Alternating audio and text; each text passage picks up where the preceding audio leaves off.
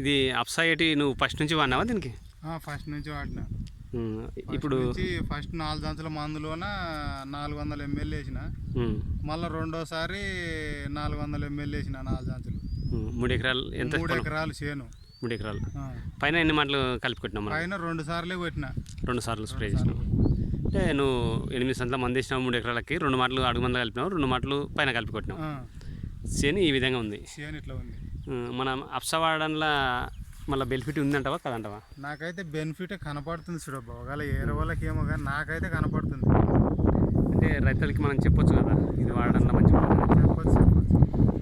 కానీ వర్షం పట్టుకునింది చేనుకి నీళ్ళు ఏడ్చలేను.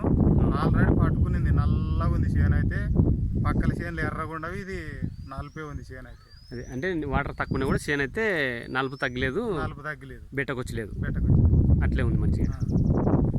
అంటే ఇట్లా ఖచ్చితంగా మనం ఇది వాడండి అయితే రిజల్ట్ అయితే చేను ఈ విధంగా ఉంది. ఈ విధంగా ఉంది. అంటే రైతులకి ఇది ఖచ్చితంగా ఉపయోగపడుతుంది. రైతులకైతే బంగారు లెక్కలు ఇంకేం మాట్లాడకూడదు ఇంకా. సరే ఓకే.